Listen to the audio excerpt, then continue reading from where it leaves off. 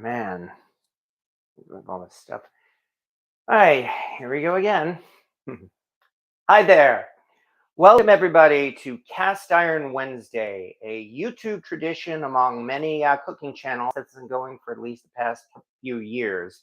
On my channel, I've been doing these live videos here for more than 2 years, in fact, every Wednesday. And while most of those YouTube channels don't do a live video, it's just something of a tradition to do a cast iron video on Wednesday, hence Cast Iron Wednesday.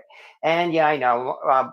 Pretty much it's about any subject at all related to cast iron. People cook in cast iron, clean cast iron, talk about the usual subjects of taking care of cast iron. Here's how I clean my cast iron. Here's how I season cast iron, and here's how I cook a steak in cast iron. I think those are the top three subjects you see if you do any search at all on YouTube or TikTok or anything else for videos about cast iron. But there's nothing wrong with that. And the subject seems to be never ending. So, and I can only thank everybody once again for coming back to my channel here for this YouTube live session. There are regulars here on the channel, and as always, I'm very grateful for you folks who show up here. Hello, Papa Dan and Cynthia Wesley and John Agan and Joseph Ortiz, Handsome Stone.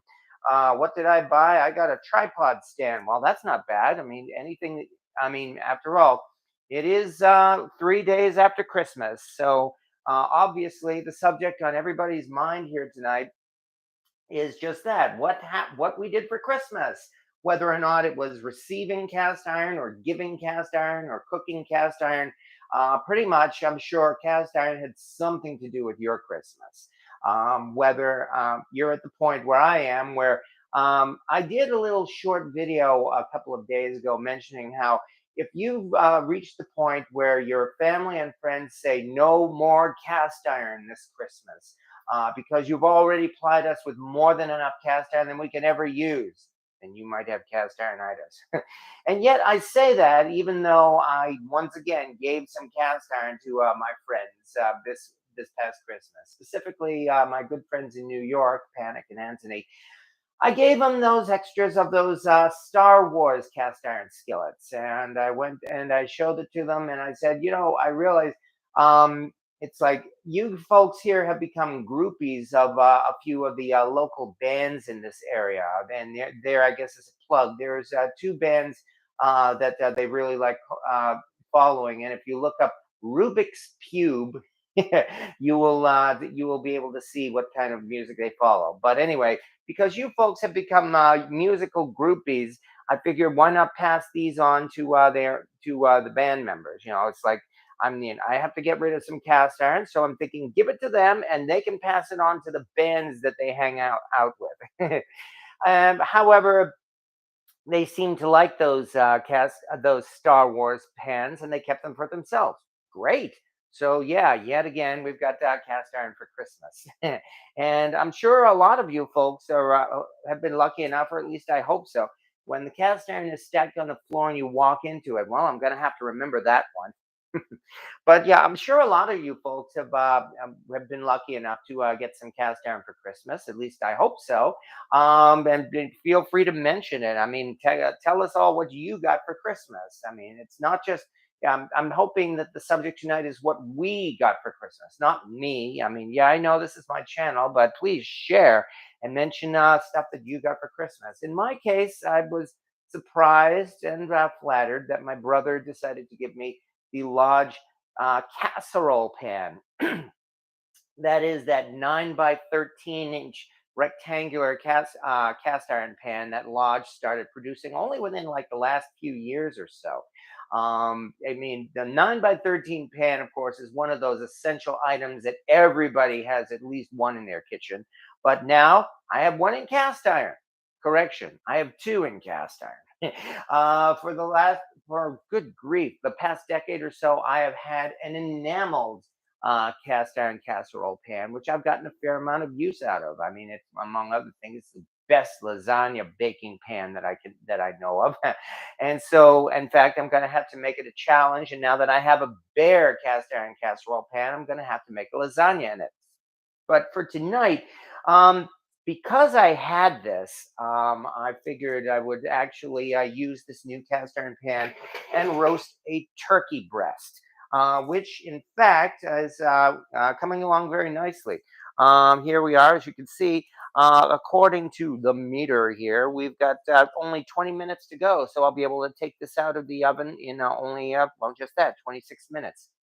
And interestingly enough, this Bluetooth thermometer, this was a Christmas present, in fact. Last year, my friend, the culinary fanatic, nice of him, he actually sent this to me as a Christmas present, and I was not asking for it at all.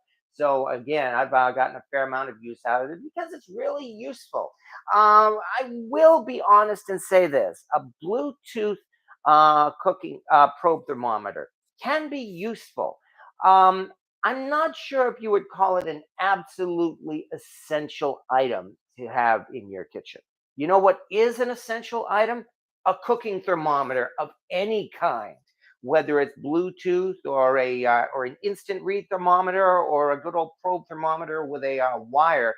Either way, it is essential to have one of those in your kitchen because that's what I'm doing right now. I'm cooking this turkey breast by temperature, and rather than wandering back and forth on different subjects, I'll come back to that.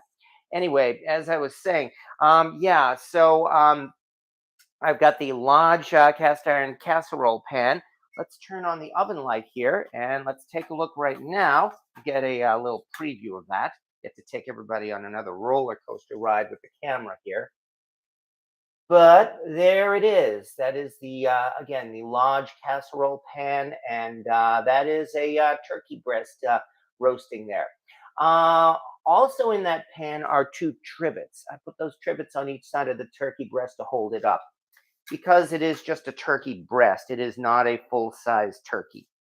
Um, I've been meaning to do a actual full length video on specifically on roasting a turkey breast because while we've all seen a fair amount of videos on how to cook a turkey in cast iron, and that's great because the cast iron is the world's best turkey roasting pan. I haven't seen a video yet on simply doing a turkey breast, and unfortunately, I'm going to have to get another turkey breast to do that because, well, this one I'm using here on the live video tonight. But hey, I'm certainly not complaining about that either. Any excuse is a good excuse. Okay, as I said, I've been talking and talking and talking here. So, and again, I very much appreciate everybody who has shown up here. Alma Wasilewski, I've seen you recently on my Facebook. Thank you for showing up. And yeah, John Kagan, alive with the casserole pan. Well, yeah, that is my intention. This thing is going to be coming out of the oven in 24 minutes, at which point then I have two things to do. One is once it comes out, I'm going to actually put it in a cast iron pan and give it a good sear because essentially I'm reverse searing this turkey breast, getting it up to the right temperature and then giving it a good sear so that we can get the skin the way we want it. Oh, I'm drooling. The other thing, of course, I have to do is make gravy. I mean, that's pretty much as mandatory, isn't it? And yeah, that means I'll be able to make it in that very same pan. And that is another good reason why, if you're going to do your holiday turkey, whether it's Thanksgiving or Christmas or whatever, do it in cast iron. Because not only is, as I said, a cast iron pan is the world's greatest roasting pan, but hey, you can take the turkey out of the pan and then use the same pan to make your gravy. So there you go. Nice and simple as that. And yes, and hello, Keith Brookshire. A friend who bakes a lot says the casserole pan is fantastic because the corners are sharp and not rounded. That is true. Yes, we'll be able to do a close up as soon as this thing comes out of the oven. It's not sharp enough to cut you, obviously, but yes, they are actually corners. It's not rounded.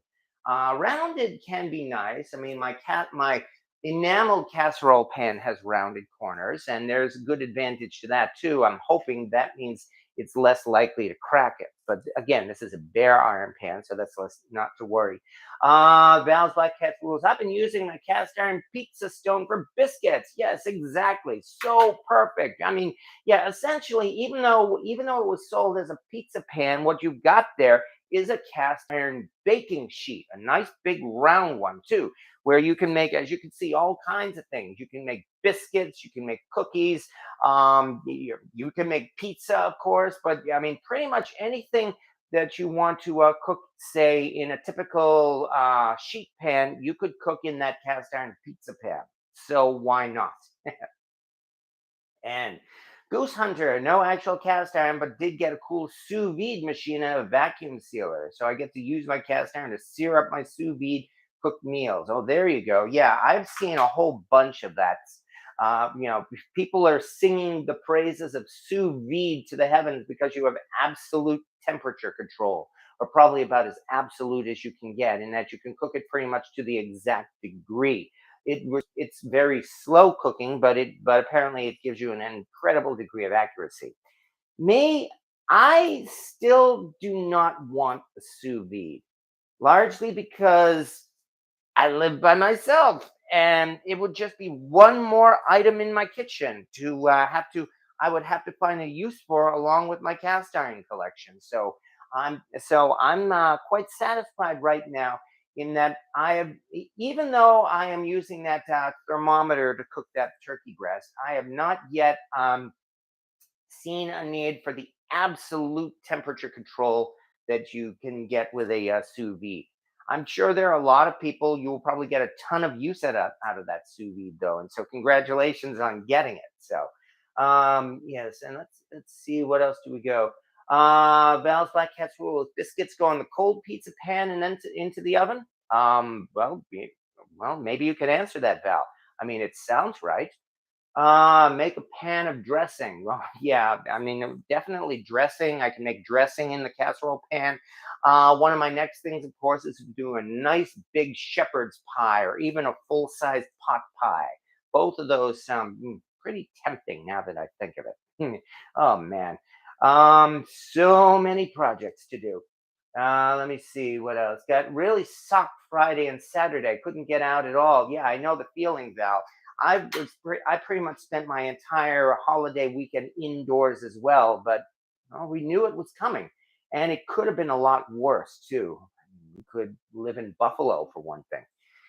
My condolences to the city of Buffalo. You heard that they've actually had to send patrols out to discover people who had unfortunately suffered frozen to death in their cars, and something like there were over 26 people, I think, who ended up dying in this winter storm. So all we could say is, our condolences for that. But other than that, though, yeah, I mean, Buffalo got pretty hard sucked. I am several hours drive from Buffalo here in mid-state New York. As I've said already, I'm in the Binghamton area, which is by the Pennsylvania border, and it's about an hour's north of Scranton or Wilkes-Barre. So, yeah, a long way from Buffalo. So my weather was not nearly so bad. It was enough, I mean, granted, because the temperature still dropped down to zero, and I think it touched -1 once or twice. Yeah, we have not been buried in snow the way they were out there, and I'm sure not complaining about that. In fact, just today, the temperature has risen again, in that it was in the 40s today, and right now, it's about 37 or so, and that's, at night, well after sunset. In fact, because of the heat from cooking this thing, I've actually had to open the window. Trouble is over there in the window right now, enjoying the open window. And oh, okay, so yeah, I'm glad actually that you're here, Val. That everything went okay. Rick Stumbau, I gifted myself a Griswold number 8 waffle iron. Oh yeah, I've done that more than a few times. Yes, kind of an excuse, or it's like I've been this Christmas shopping is just really going crazy. I deserve a break, and that's when you end up splurging and getting something like Griswold waffle iron. But congratulations, because hey, at least you got a Christmas present that you know you're going to use. I can think of a, few other things I've gotten, not in that manner. Not so much in the way of cast iron. I will say I have been kind of lucky enough to receive some cast iron Christmas presents too, like that one for my for my brother, for instance. But I can think of a couple, including one that I'm gonna put to use once the turkey comes out of the oven. That pan is fit for Detroit style pizza. Yeah, that is definitely on my short list as well. I mean, I made a Chicago style deep dish pizza, loved it. And everybody says that's not real Chicago pizza. That's more like Chicago tourist pizza. And so that means I guess I'm going to have to commit to making a real Chicago style pan pizza. So I'm looking forward to doing that as well. In fact, yeah, one of my favorite YouTube channels, Brian Lagerstrom, he has a nice Chicago uh, real deep dish pizza that I'm looking forward to try. And John Hagan got the 2-quart camp oven plus 4-quart camp oven. Nice. I mean, you get a ton of use out of those things. I mean, obviously, if you're getting camp ovens, that means you're the type of person who does a lot of outdoor and cold cooking, and well, again, more power to you. But yeah, I have a small 1-quart camp oven myself, which I've still used as well. But yeah, Dutch oven cooking is one of those things that can become an addiction in itself. There are so many things in this hobby, it seems like they can become an addiction, whether it's collecting cast iron or just cooking in cast iron or even seasoning cast iron. That can actually become addictive right in its own. So congratulations on that, John. And somebody else says, Lodge Combo Cooker. Congratulations, Granny Graham. I'm sure you're going to get a lot of use out of that. It's essentially a mini Dutch oven. So, yeah, so again, yeah, Jolene Cole gift cards to more canning stuff in a Lodge number 8 wildlife series. Here's another one for cast ironitis thing. If you get a gift card for Christmas and the first thing you do with it is buy cast iron instead of something for your phone, you might have cast ironitis. So, and Jay Wilson got a carbon steel crepe pan. Well, again, I hope you get a lot of use out of it. I mean, that's the whole point. Yeah, the cast ironitis thing, I started doing one and it just kept growing and growing and growing. I'm probably going to end up ending the cast ironitis series, at least on a daily basis, maybe within the next couple of days or so, because I'm kind of running out of ideas at this point. I mean, yeah, I mean, what can I say? It's like the list is not infinite. So, but I think when it's all done, I will compile them all into one long YouTube video and make that available so anybody can play that at their family gatherings and the like. My lady, Joseph Ortiz. My lady calls my cast iron my girlfriend. Says I tend to them more than her. I said, be careful, as I may need your side of the bed. Yeah, you better be careful there, Joe. That just reminds me of the a video that I'm going to be doing for the cast ironitis series in maybe a day or two. You'll find out. Been enjoying, yeah, and again, Papa Dan. Well, again, I'm glad you like those shorts. Their views on YouTube seem to be petering out, so I don't know if the algorithm just got tired of it or what. But nonetheless, They've been a lot of fun to make, and they haven't been hard either. Bruno Denise, I finally got the cast iron wok, and again, congratulations on that. Is that a thin wok or a thick wok? Both of which are really useful. Although with a thin wok, you have to have a gas stove for that. I mean, a thin wok simply does not work the best on an electric stove, I'm sorry to say. Cynthia Wesley, like Charlie Brown Halloween, all I got was a rock, but I'm treating me on the hunt this weekend if the rain holds up.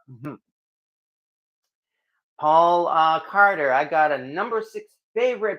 Is it Piqua or Piqua? I think it's actually Piqua skillet. Well, congratulations. And number 6 is an unusual number, too. So, yeah, you definitely have something of a rarity there, especially because it's a favorite. I mean, as we know, some sizes of cast iron have always been more popular than others. even to the point where those odd sizes like number six have essentially been discontinued. I mean, there's the number eight, which of course is the 10-inch, and that's going to be produced forever. And there's the number five, which is the 8-inch, and the number three, which is the 6-inch. And then, of course, there's the number 10, which is the 12-inch. Those are the most popular ones, and we're going to be seeing them pretty much for the rest of our lives. But then we get into the odd numbers. And then that, of course, gets into the discussion of size numbers, of why the size numbers were like that. It was largely because so that they could fit on stove eyes of that size. And also, the manufacturers, of course, had their own unique sizes. So, yeah, a number six is unusual. A number seven is not so unusual, but a number nine is also unusual. And a number 11 and a number 13 in particular is pretty rare. Folks who know anything about Griswold, for instance, know about the rare number 13 size Griswold skillet, which to collectors is even more valuable than the number 14 size, largely because while the number 14 size Griswold is, of course, valuable because it's Griswold and it's big, the number 13 is much more rare. I've seen people talk about seeing them on listed on eBay for like $2,000 and the like. So, and yeah, I'm not going to get one of those. I mean, even though I have trouble resisting temptation, I'm not going to get one of those. Definitely not. Hmm, that's interesting. This thing seems to have increased to 14 minutes. I guess because when it gets closer, maybe this app gives it a more accurate estimate. So, oh, one other thing I noticed, this app here has an ambient temperature, so it tells me that the temperature in my oven is actually 282 degrees, even though I have it set to 275. So, yeah, I guess the thermostat in the oven is a little bit off, although it might have to do as well with the fact that, well, number one, I've got a big cast iron pan in the oven, and number two, a couple of weeks ago, I put a sheet of aluminum foil over the bottom rack on the oven when I was seasoning some cast iron, and I haven't taken it off because, well, I haven't seen any need to, and maybe that might actually be distributing the heat a little differently in the oven. But on the whole, 280 degrees for a 275-degree temperature on the stove, that's pretty good. And it means at least that this oven is working good. Since it seems to be tending more hot rather than less hot. And Corey Clark, I received a 30-pound Lodge Cook It All. Oh, nice.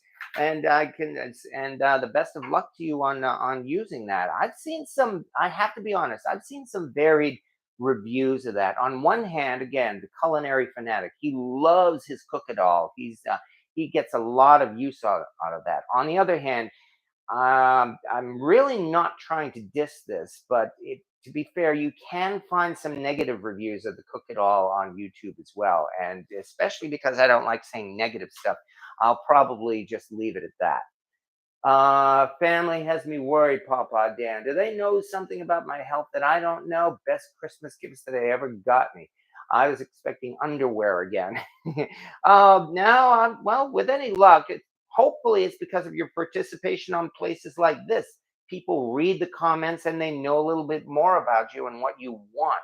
So as a result, you end up with that cool stuff under the tree. So let's think positive. That's how my grandmother did it. Just watch the heat is all and move it around. Yes, exactly. Jean Groove. I adore my Griswold number six. Perfect for eggs and bacon.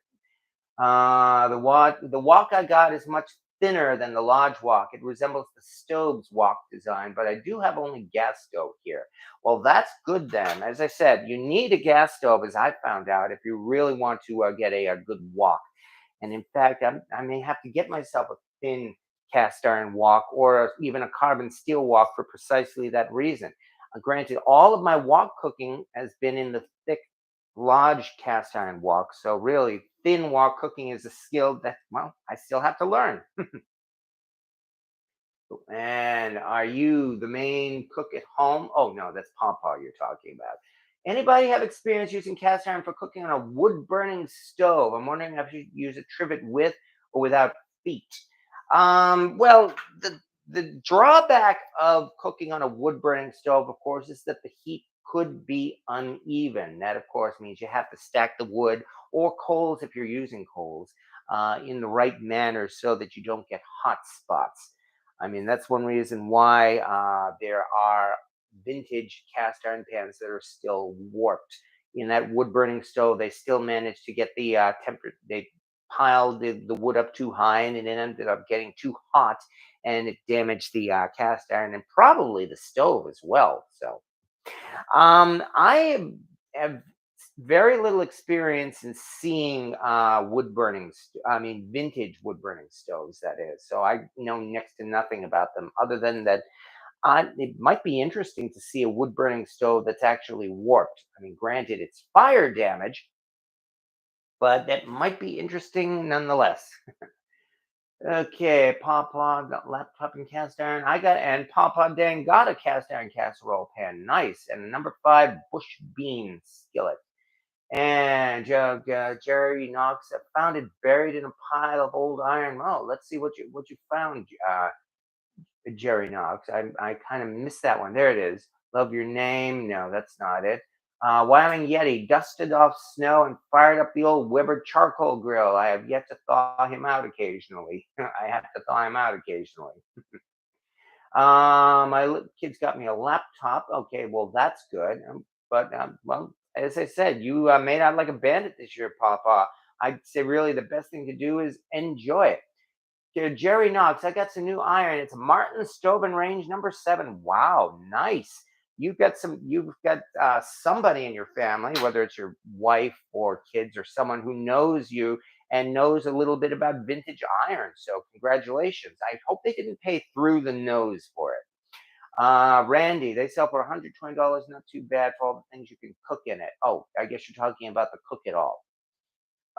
Anyway, the wok is still cast iron, so kind of too heavy to do all that. Yes, exactly. You can't that's the thing. As I said, I need to learn thin wok cooking, especially flipping the wok, which I have yet to do.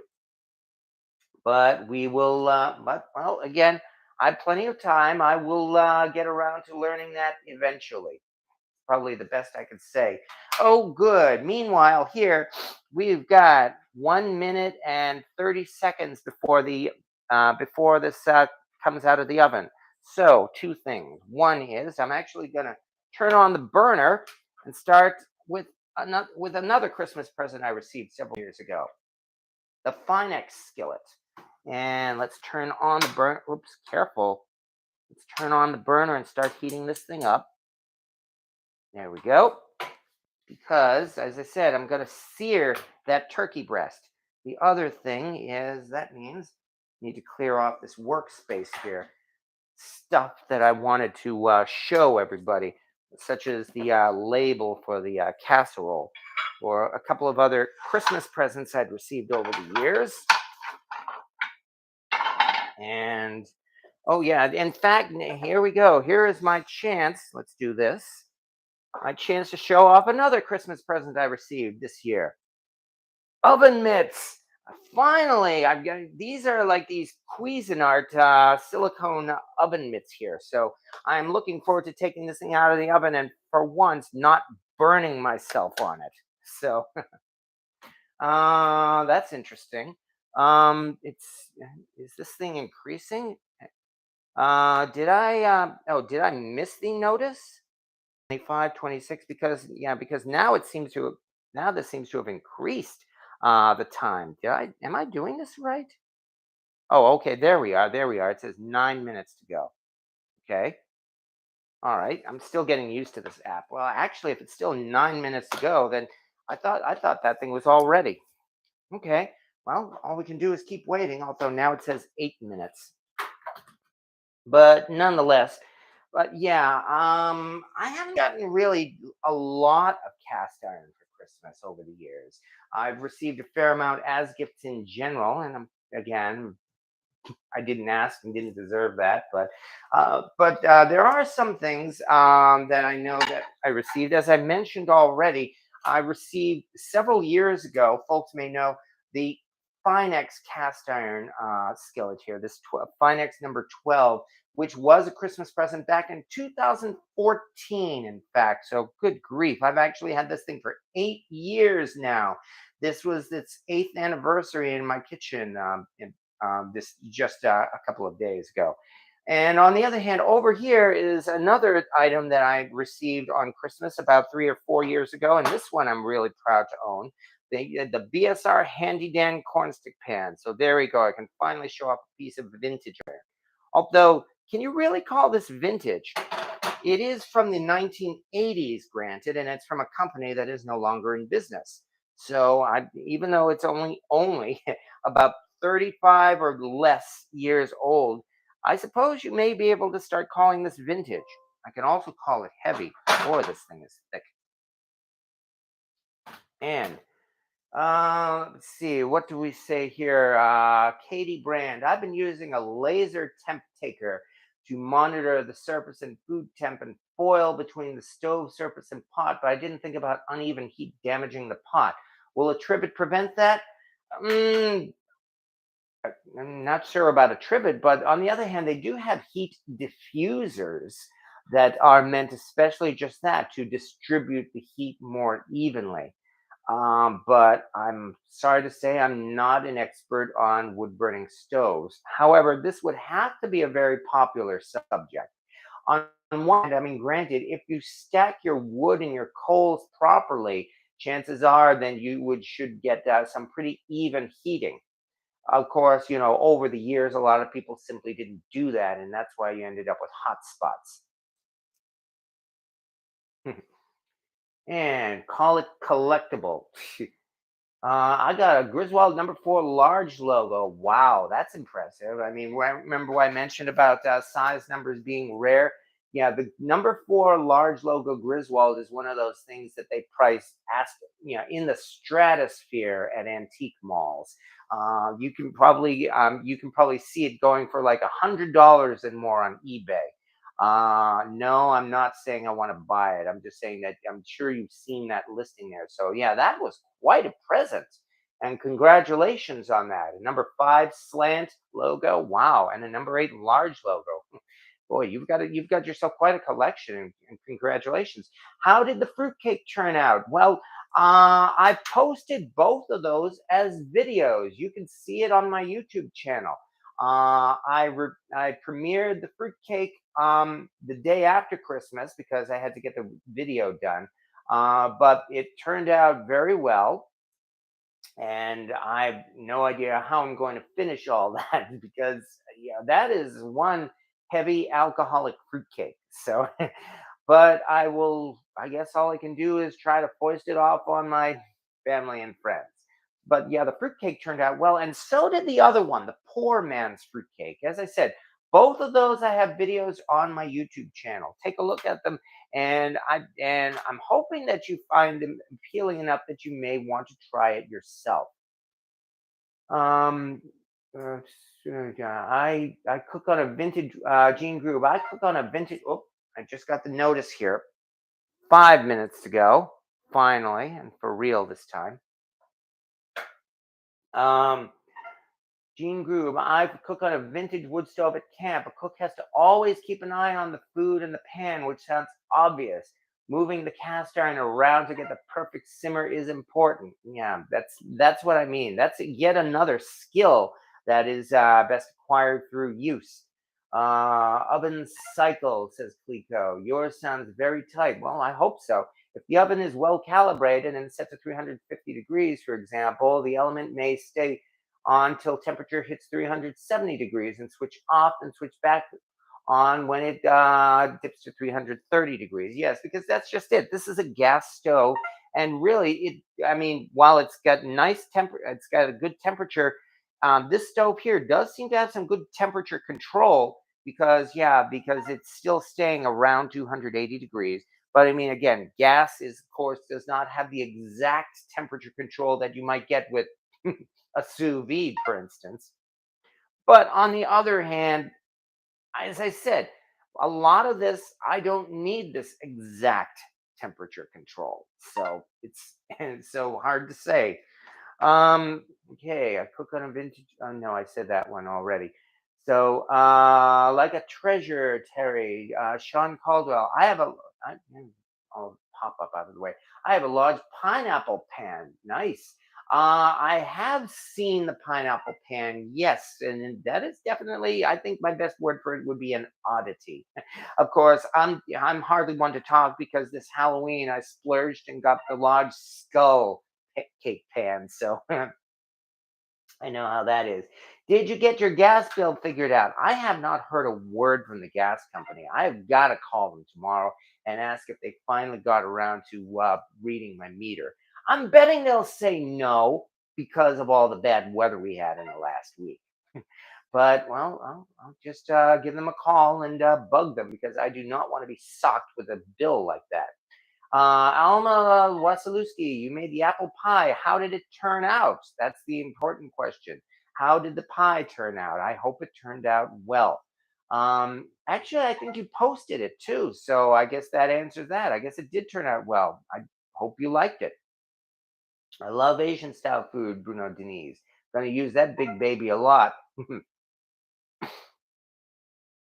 Came out great. Well, congratulations. And more importantly, thank you very much. About the best compliment I can receive really is if someone is kind enough and interested enough to try one of my recipes, and especially if they like it. So, again, thank you very, very much. Paul Carter, back in 1974-75, while visiting my ex-wife's great aunt and uncle in Metcalfe County, Kentucky, I had some of the best meals ever that were cooked on a cast iron wood burning stove. Daisy was a pro. Mm, nice memories. I'm Terry Sinchef. I'm waiting for summer so I can use my 6-quart Lodge Camp Dutch oven. Well, there are people who do outdoor cooking 24/7, as you know, even in the middle of winter. We are now down to 2 minutes for real this time. So thank you everybody for waiting. But okay, that means now I can um, get this show on the road here and move the camera over here to, let's do this right, to my workspace. Come on, why is this thing not rotating the way I want it to? Oh, it doesn't. Okay, it's this that I have to rotate. Sorry. There we go. All right. And once this comes out, as I said, I've got another step to go anyway, and that is to actually sear it. But it's not going to have to sear for very long because, the whole point is that the turkey is done. And all I really am trying to do is crisp the skin more than anything else. So it's really just going to need like maybe a minute or so in that Finex pan. But again, now it's finally time to use my new silicone oven mitts. So yeah, this I'm definitely looking forward to using as well. I mean, I've you've seen me on these lives where I've burned my hands a couple of times. That is not a fun experience. Let's just say that. Okay, getting down to it. I just gotta wait for this thing to tell me when. Best gift was no busted water pipe. Hot water pipes froze in house but didn't bust. Congratulations, Papa Dan. Consider that a stroke of luck. Yes. What would cause a skillet to warp on the stove but cool to flat? Century BSR number 8. Yeah, I've heard of that. And oh, there's my notice. Okay. Remove from heat. Well, then it's time for it to come out of the oven. So let's get this show on the road here.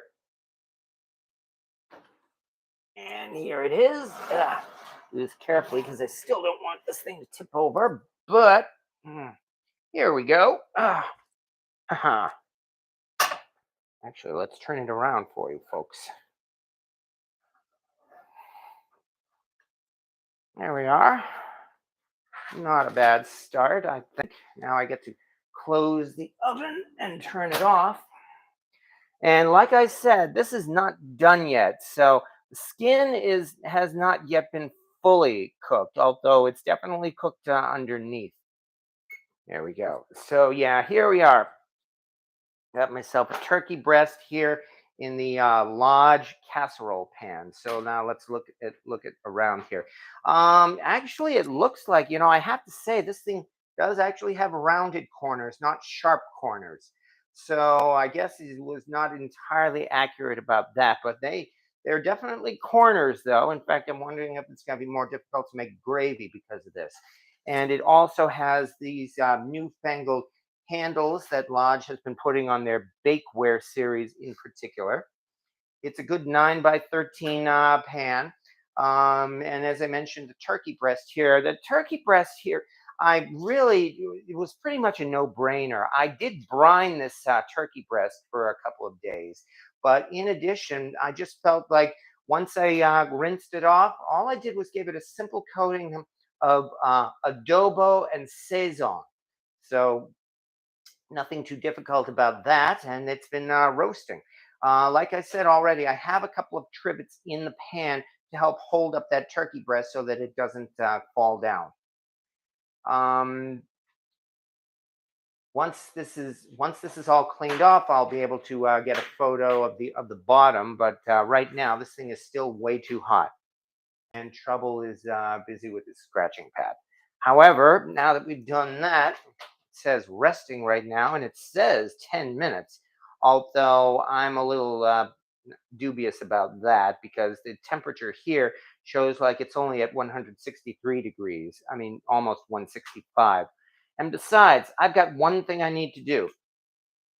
Let's look at some cast iron, folks, because it's time for part 2, which is where we get to use our Finex cast iron skillet. That means, where's my, damn it, I always forget something. I gotta dig out my corn oil here. My corn oil is one of my favorite oils I use when it comes to searing meat. Because it's got a high smoke point and not really much of a flavor to itself. And how am I going to do this? Let me do this as quickly as I can. There we are. And let's move this over here. Yay. These oven mitts work great. I didn't feel a thing. So yeah, I'm quite happy about that. Let me move this whole thing over onto here. I think I want to do it this way so I don't accidentally knock it over. Because now comes the fun part. The sear. Although that also means, I guess, it's time to remove this probe thermometer. Actually, that means I do need to get my other oven mitt. Hold this down while I remove the probe thermometer. Come on. Come on. Yeah, boy, this thing. There we go. Whoa, nice. And it just says right now, ready. Happy eating. Here's what it says now. Oh, damn it. It says, ready, happy eating.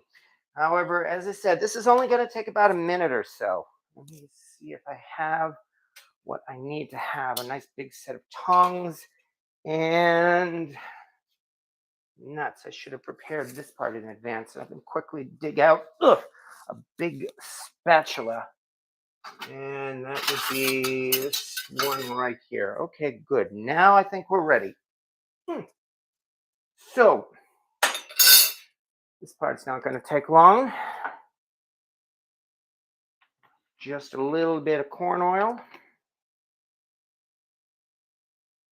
Hope that's not too much, in fact.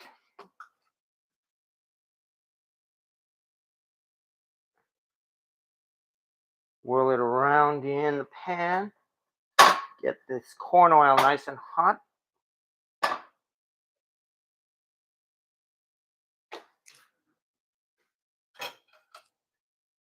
And let's see, how am I going to lift this thing? Oh, okay. Yeah, I guess in this way. All right. There's one. Here's the other. Oh, there it is. That's what I wanted. The opening. so that I could stick this thing on the inside. There we go. That's what I wanted. And now I can move this over. And away we go.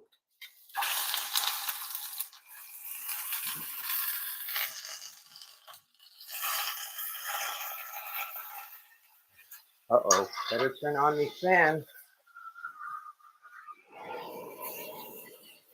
There. Yeah, I don't feel like putting the smoke detector off. All right, there's one side.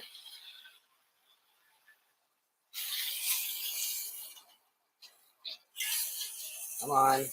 Don't want to move this around. There we go.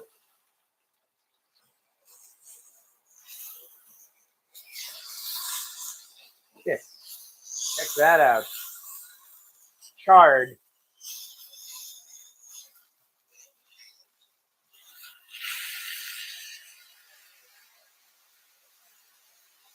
Basically, I should stop talking and concentrate on this.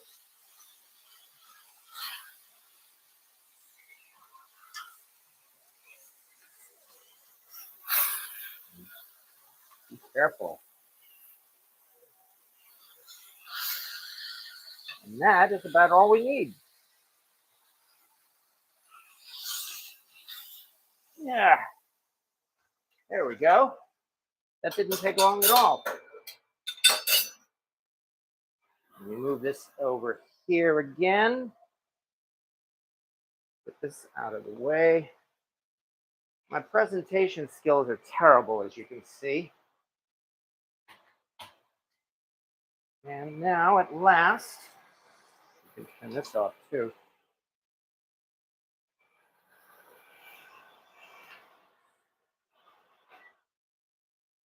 And now, at last, try not to tip it over now. There we go. Haha. But here is our turkey breast. Whoops. I mean, here is our turkey breast. Much better. So it only took a few seconds to sear the skin. And again, the inside, thanks to the probe thermometer, tells us it's thoroughly cooked. So we could really serve this at any time. However, I keep saying however, that's because, as you know, we're not done yet. Again, I'm saying that. Let's do this over here. Try to move this over so that you can have a decent view here. Because, of course, we have yet another thing to do. And that, of course, is what they call gravy. So, try to get this done as fast as I can without rushing, that is. Oh, it sure is convenient to be able to lift this thing like this. All right, this thing is going to tip over. That's why I use these trivets.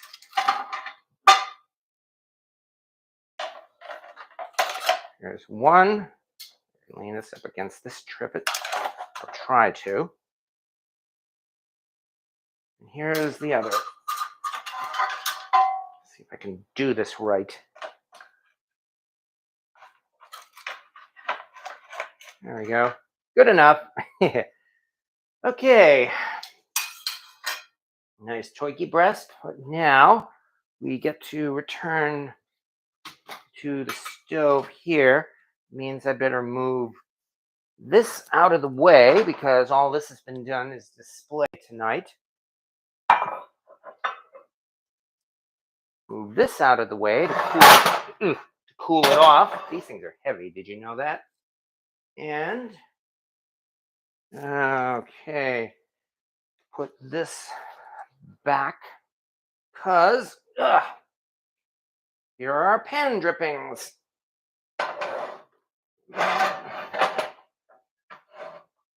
Beans.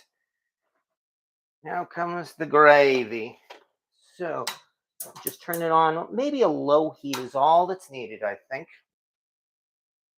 Okay, and Corey, did you take the giblets bag out? This turkey breast did not come with a giblets bag. Um, Earlier this month, I got a turkey breast that came with a complimentary bag of gravy. This one did not have any of that. It had that little pop-out cooking thermometer, which I had to remove, of course, and that was it, which is fine because those pop-out cooking thermometers are terrible anyway. All right, that means now we get to prepare for some gravy. So, first, do this right. Scrape up. Interesting. Ugh.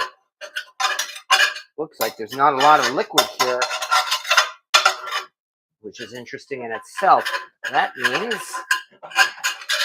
definitely gonna have to add some.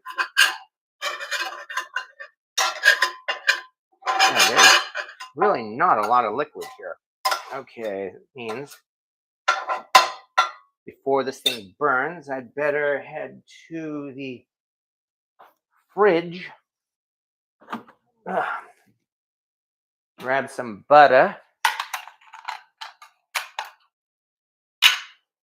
and get that going.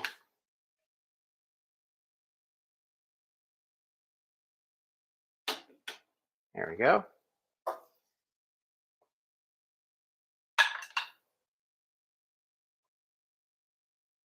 Good gravy. I hope this turns out to be a good gravy. Gravy is one of many skills that I am still practicing and have yet to master. If I can at least get a decent gravy going here, I will be happy. I think I can get a better view, in fact. There we go. So,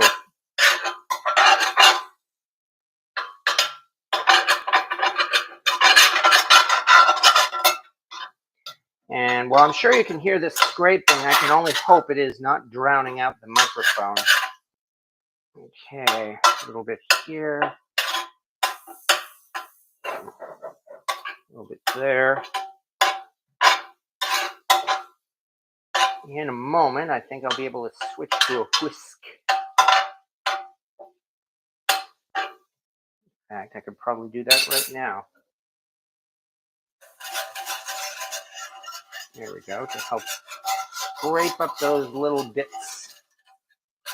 The fond, or the flavor if you prefer. Because, yeah, as Julia Child says, that is flavor. And here again, it's a nice thing about using a bare cast iron pan, because I can use a metal whisk on it. I can't do that with an enamel cast iron pan. I've seen more than enough of those cooking videos, even from the professionals, even from those YouTube cooking stars who have 1 million views and more. They still use a metal whisk on an enameled cast iron pan. I cannot believe it, but it often seems to be the case. However, I'm hoping that this is off to a start. So means we can get to throw in a little bit of flour. Oop. Ugh, hate that. Every time. Please tell me I'm not the only one who does that with the flour.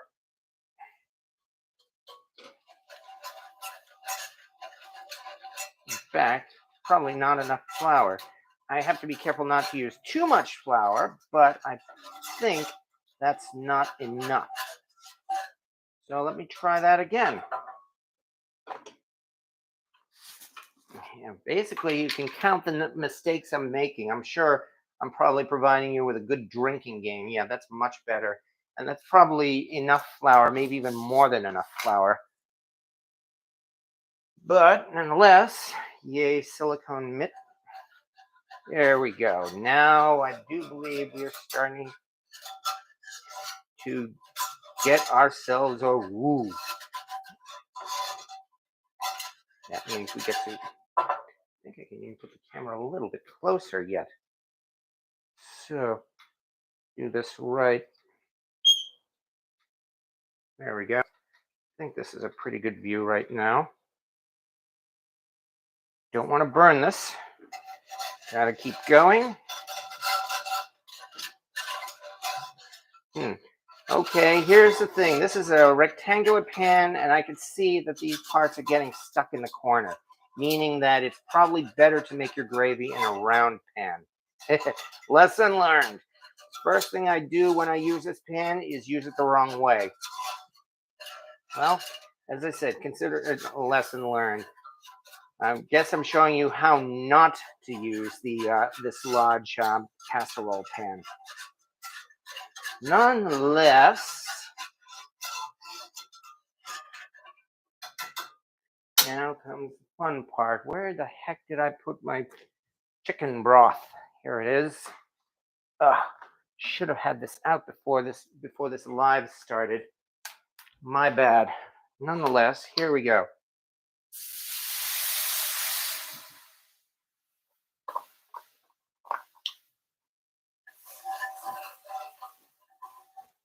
That's yet another thing it took me a while to learn here is that the first time you add the liquid to the roux, it actually makes the roux more solid, not less. So that's why for a long time I was going overboard with adding too much flour when it's really not necessary. I mean, you can see how just that little bit seems to have been completely absorbed by the roux. Let me do one thing here before I continue. Try scooping up the rest of this. There we go. I really hope you can't hear this sound because right about now, this is the type of sound that people say, I don't like cast iron because of the scraping when you use metal utensils. Nonetheless, you do what you have to. Because again, I don't want this to burn. Next, I think I should probably just leave this uncovered for the moment.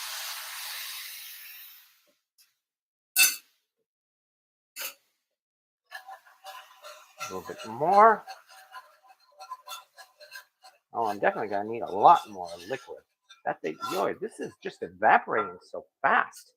Let me turn this heat down. Probably the heat's up too high. There we go. I've got the heat on very, very low now.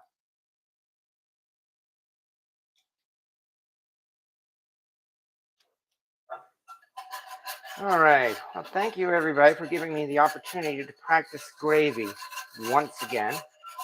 But there we go. Now we're starting to make some progress.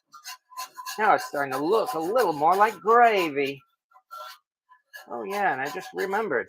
I got that fancy new old vintage gravy ladle a couple of weeks ago. This is a chance to break it out. I did already clean it up.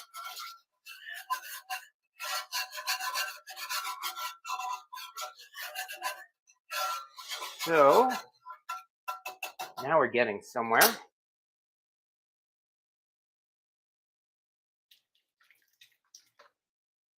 The other thing I learned about cast iron and gravy is that gravy tends to thicken up very quickly, meaning that once you get it to the right consistency, you have to use the gravy almost immediately, otherwise it'll just thicken.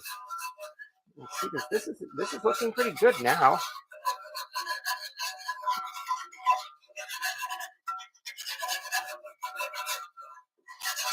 Hard part is getting to these corners. Yeah, definitely. My next advice would be for making gravy, use a round skillet or even oval. This square pan. Well, okay. Well, that's good. At least this is getting all of that stuck-on stuff off. So that means this pan is going to be easy to clean. We're probably at the point where I could probably even just pull this off and use it as gravy right now.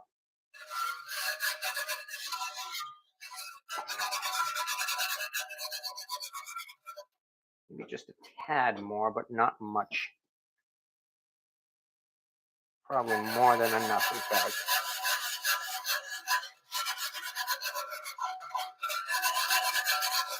It also means, very quickly, even though there's some seasoning in that already, we want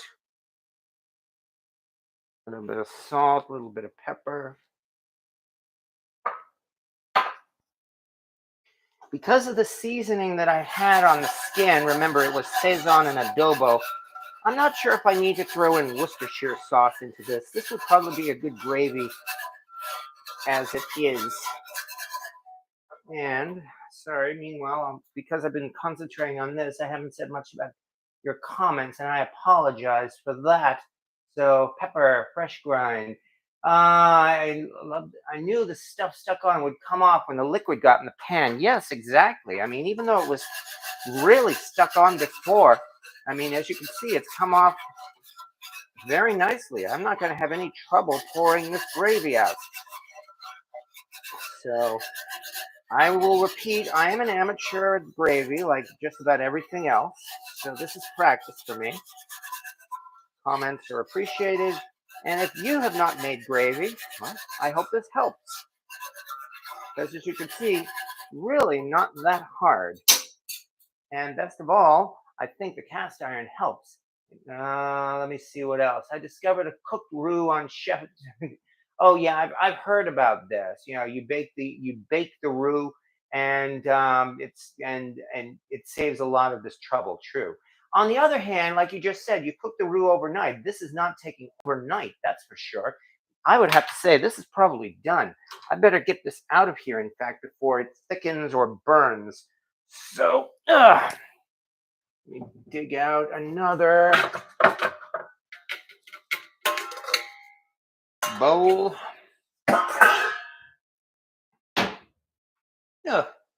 Move this over here.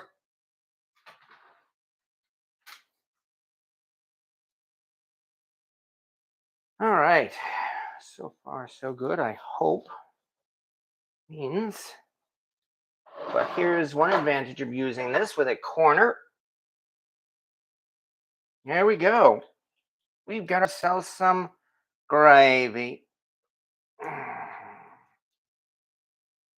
And this is definitely better than the pouring spout on a cast iron skillet. I have to be honest and say that. So far, so good. Now comes the fun part. Switch this up. Yeah, if I had an assistant with me, I'd be able to hold the pan while he or she scrapes this out.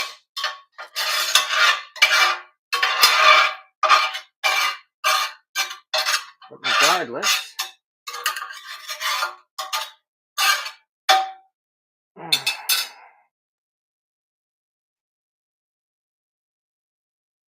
I better not jinx myself, but so far, things are turning out pretty good. Because there we go. We have ourselves some gravy. Nice to go on this turkey breast here, which has been resting nicely as well. Whoops. Let me pull this a little closer now. There we go. Okay, so now next thing is move my mess around. Always make a mess here. But that's what I get for trying to do this, to do live cooking. Oh yeah, no.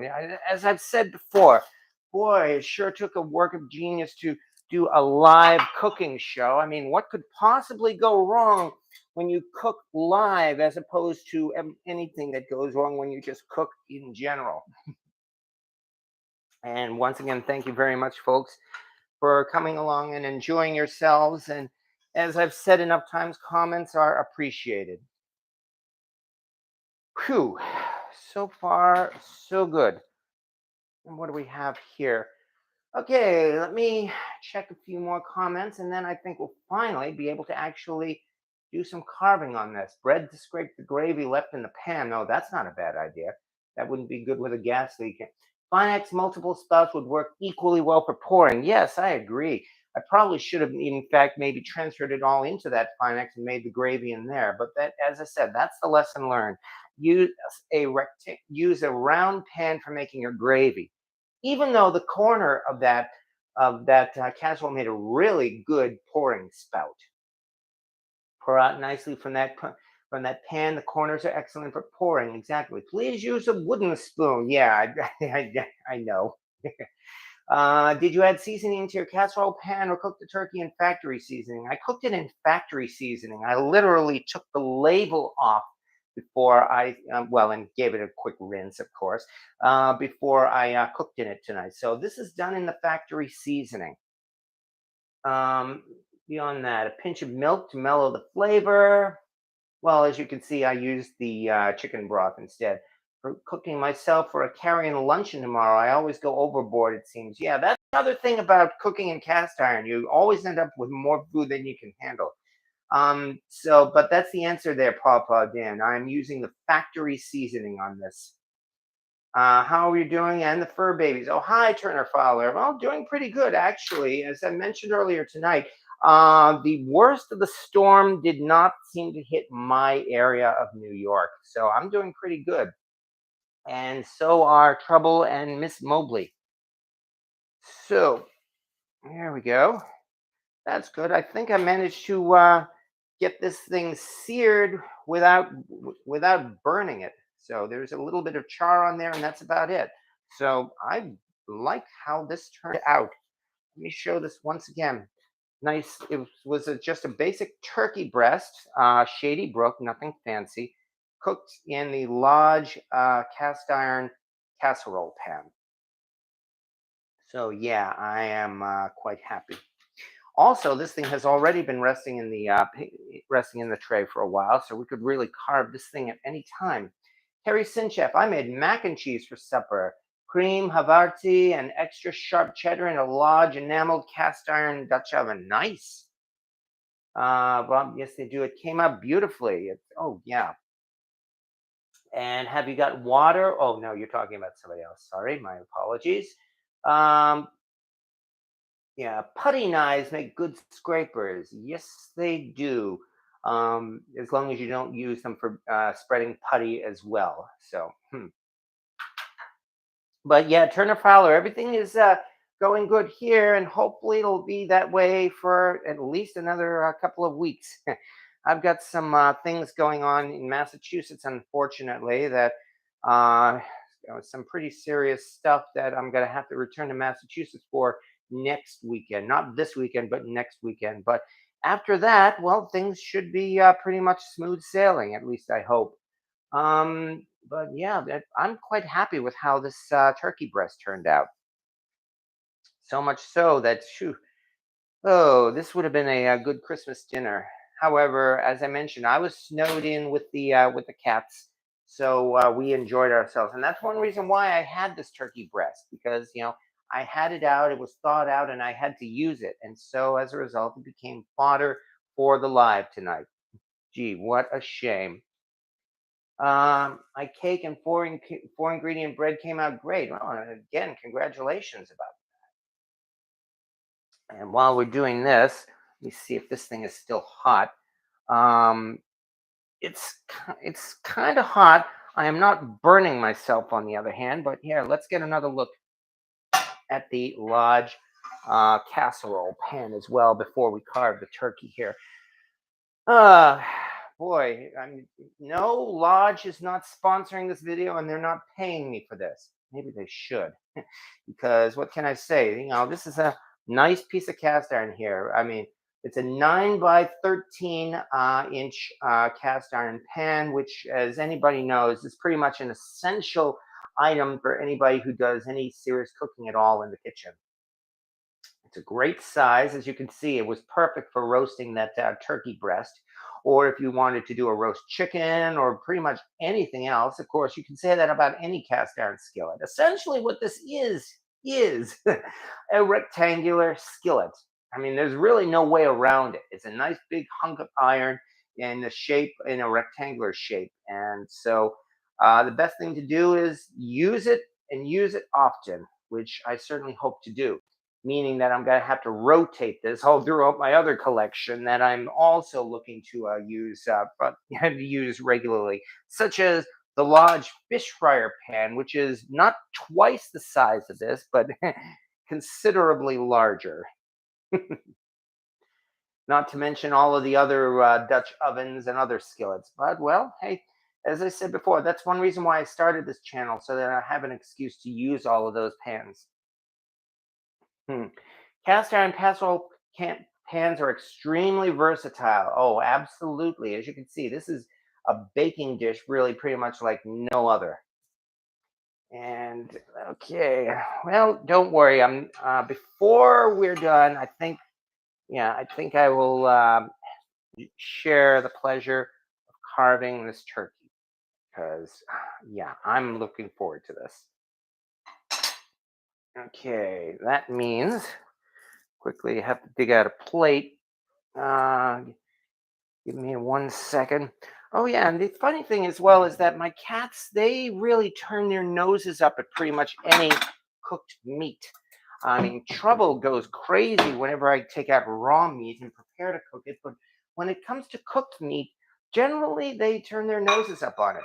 Although Mobley has been known to nibble on bacon. But that's why Trouble, even though he is hounding me around, I'm thinking he would probably prefer a tweet rather than some of this turkey here. And finally, here we go. Whoa, watch it there. Do something about that. Okay, that means I'm going to be as quick as I can.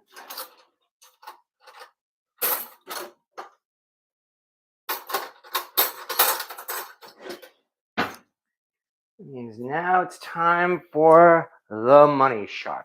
This is the part I always look forward to. That's when we take the first cut of our turkey breast. See how it turned out.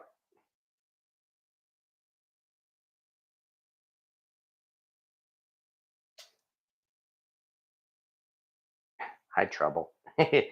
Here I am saying he's turning his nose up at it. Well, he's not turning his nose up now, but there we go. Look at that. In fact, let's get a close up. Wow. Here's our turkey breast. And this is absolutely not dried out. You can see it is good and moist here, nice and solid, and it is not flaking apart. So, yeah, I am quite happy with this.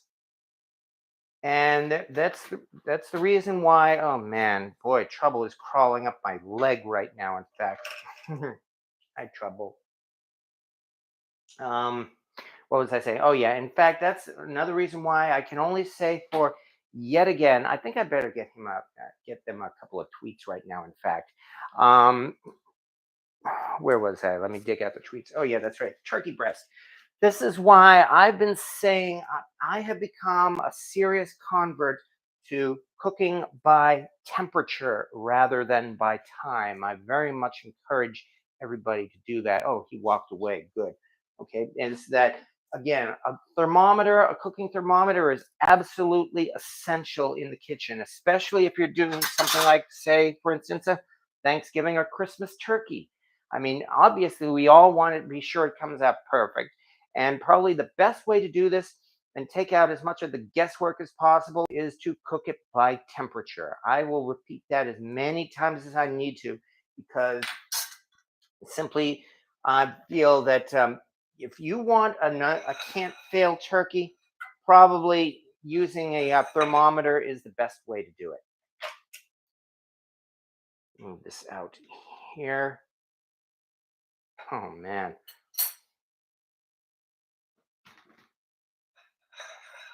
But you do this right here because yeah, I'm using a chef's knife on this.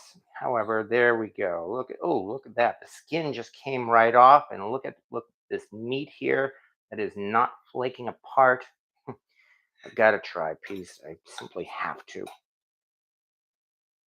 No way around it. mm, mm. hmm Oh yeah. Mm. This is turkey breast. Mm.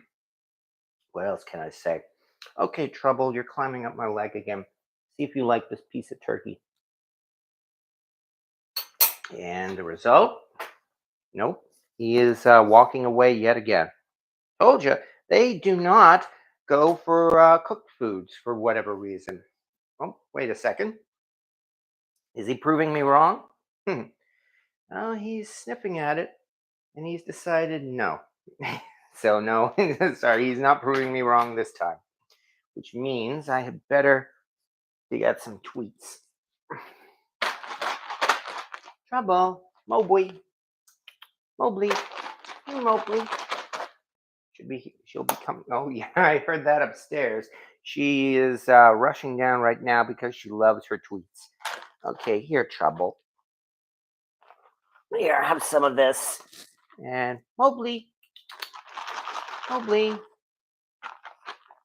hey Mowgli, here she is. Okay. Hey, there you go. Here you are, Mowgli. Put you a little bit here. There you go. And with that, uh, so anyway, and again,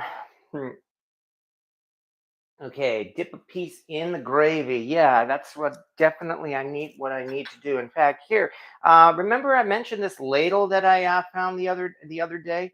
Oh, here we go. This is exactly what it's for. So this gravy is getting a skin, unfortunately, but nonetheless, see how it. I wonder if it's too thick. In fact, I think it's too thick. My bad. Oh well. Meaning that if I had a thinner gravy, that's all right. I've actually, and I'm not just saying this, I've actually liked thick gravy. I've been a fan of it my whole life. So, and best of all is look at this. This is tender enough you can cut it with a fork. You don't even need a knife for that. So, yeah, there we go. There is our turkey breast. Oh, okay. So that is what we did tonight. I can only say yet again, by the way, again, next time you do a roast chicken or a roast turkey or a roast beef or prime rib or anything like that, you cook it by temperature. You do not necessarily need one of these Bluetooth cooking thermometers. This is a lot of fun, and I'm really grateful for this because it was a Christmas present. But whether or not you use a good old fashioned probe thermometer or even, yeah, clang, clang, clang, or even this kind of probe thermometer. Definitely, I very much encourage using one. This will take a lot of the guesswork out of it, and you will uh, be almost guaranteed to have a perfectly roasted piece of meat, whether it's poultry or beef or venison or anything you like. I mean, that is really something I don't think I'm going to stop repeating. And please do it because the results will be wonderful. And it also certainly helps to cook it in cast iron. So let's get one more look here. Yeah, as I said, Lodge should probably pay me for this.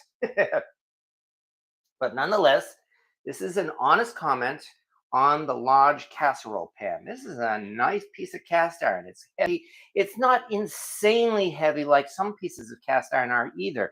Actually, I would have to say for a modern day Lodge, it's probably fairly thin. Not as thin as a black lock, but it's still definitely heavy and hefty. But again, it's not insanely so. This walls are probably a quarter of an inch thick instead of the usual half inch you see on most modern day Dutch ovens for starters.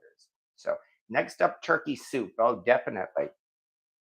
That's probably going to come this weekend. In fact, just in time for the new year. And yeah, I guess that's the other thing. Remember, we've got the new year coming up, folks, and that means, of course, it's time. You know what it's time for?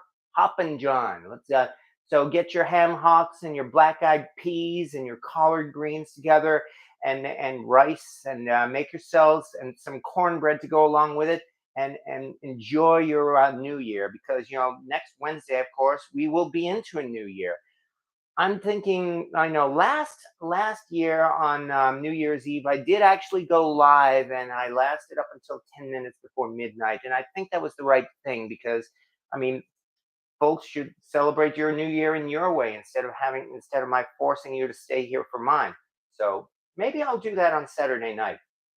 Ham for New Year's this year. That's not a bad thing either. So Turkey Club on Rye.